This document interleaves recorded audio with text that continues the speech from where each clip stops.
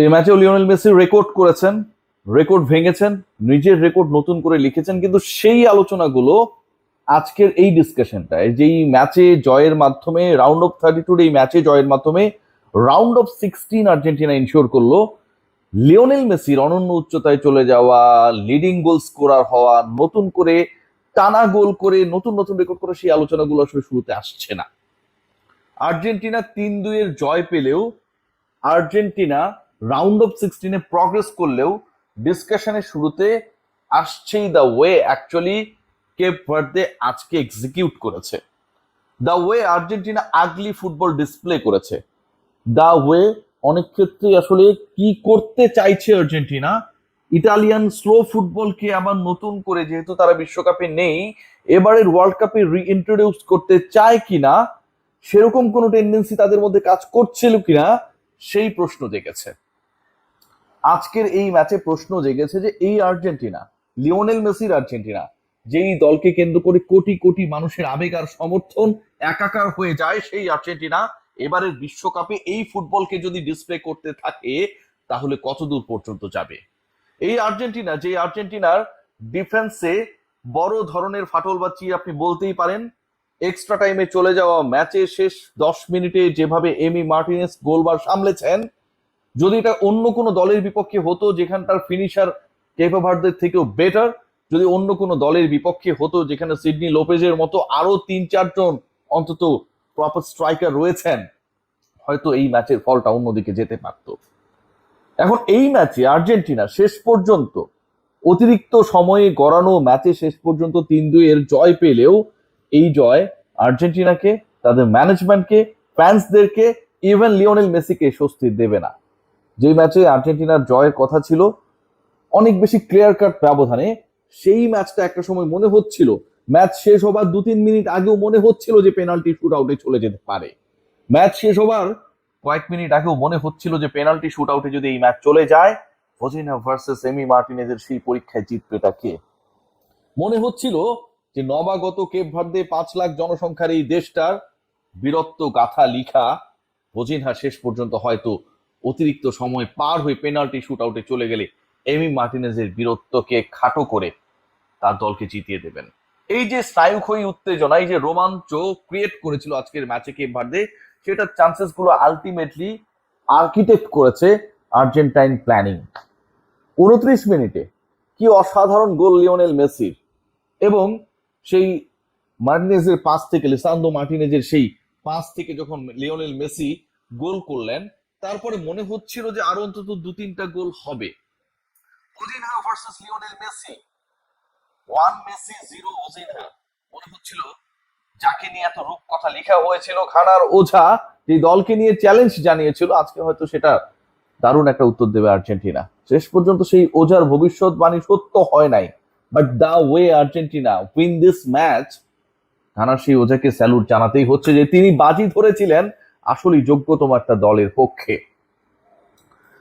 বিরতিতে 1-0 এগিয়ে থেকে আর্জেন্টিনা যাবার পর 59 মিনিটে 1-1 সমতা, এবং সেই সমতা ইন্ডিকেট করে আর্জেন্টিনার ডিফেন্স নিয়ে আসলে কত ধরনের প্রশ্ন আপনি তুলতে পারেন। যিনি সামনে ছিলেন সেই ফুটবলারের পায়ের ফাঁক গোলে বল পাঠানো হলো, এবং এমি মার্টিনেজের যে রিফ্লেকশন এক্সপেক্টেড ছিল, he was too slow. End of the day 1-1 শেষ পর্যন্ত মূল বা নির্ধারিত সময় খেলা শেষ হওয়ার পর যখন ম্যাচ করায়, অতিরিক্ত সময়ে 2 মিনিটের মধ্যে আর্জেন্টিনা 1 গোলে আবার এগিয়ে যায়। 2-1 আর্জেন্টিনা লিড, মেসির কর্নার, এবং আগের গোলে লিসান্দ্রো মার্টিনেজ, যিনি আর্কিটেক্ট হিসেবে কাজ করেছিলেন, দূরপাল্লা সেই পাস দিয়ে লিওনেল মেসিকে দিয়ে গোল করিয়েছিলেন। That was the 7th goal of Lionel Messi in this tournament. 20তম গোল ওয়ার্ল্ড কাপে, টানা 8 ম্যাচে বিশ্বকাপের গোল করার রেকর্ড করলেন, নকআউটে টানা 6 ম্যাচে গোল করার রেকর্ড করলেন সেই লিওনেল মেসি। এবার গোল কারণের ভূমিকায়, তার সেই কর্নার থেকে আর্জেন্টিনার স্বস্তির গোল 2-1 এগিয়ে। খেলাটা জমে ওঠে ঠিক তারপরে সিডনি লোপেজ যেই গোলটা করেছেন, যেভাবে করেছেন, যেই গতিতে করেছেন, যেভাবে আর্জেন্টিনার ডিফেন্সকে ফাঁকি দিয়েছেন, যেভাবে এমি মার্টিনেজকে বিভ্রান্ত করেছেন, তাকে কোনো সময় পর্যন্ত দেন নাই টু রিফ্লেক্ট। আমার কাছে মনে হয় that is the goal of this tournament, the way Sidney Lopez scored and equalized for his team.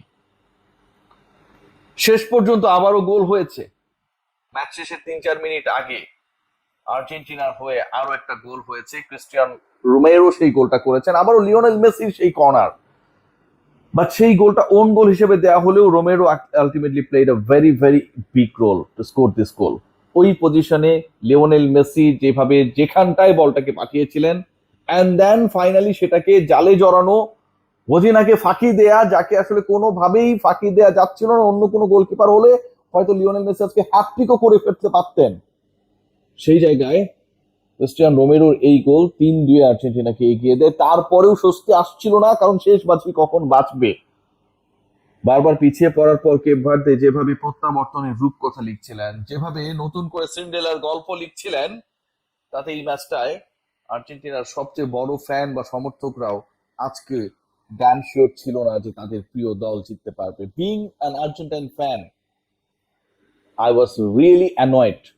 আমার খুব বোর মনে হয়েছে the way actually they executed their game today, the way actually Lionel Scaloni আজকে plan করেছেন।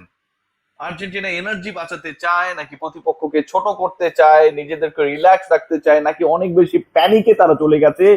You have no answer of all this questions. মাঠে সবচেয়ে আগলি football খেলেছেন কে, এই প্রশ্নের উত্তর যদি খোঁজার চেষ্টা করেন তাহলে উত্তরটা একটাই নাম, লাউটারো মার্টিনেজ। কোনো প্রেসিং নেই, what actually he was doing.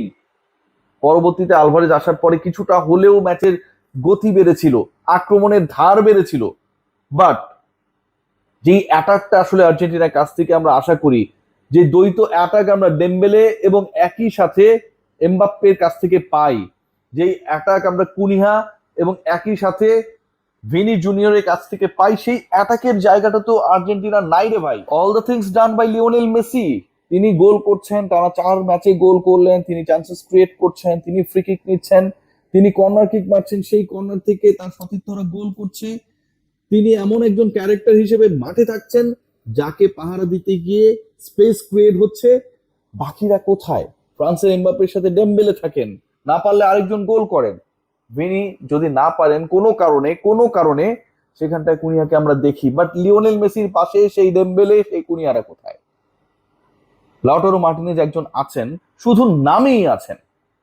তিনি কখন বল পান আর কখন কন্ট্রোল হারান এটা খুব ডাউটফুল হতে হয়, কারণ ফ্র্যাকশনস অফ সেকেন্ডের মধ্যে সবকিছু বইটা যায়। একজন ফুটবলের কোনো প্রেসিং নাই, but he is the probable number 9 of Argentina's team. এভাবে আর্জেন্টিনা আসলে কতদূর যেতে পারে সেটা নিয়ে ডাউটফুল হওয়াটা আমার কাছে মনে হয় না যে খুব বেশি অন্যায় হবে। সবাই ভালো থাকবেন।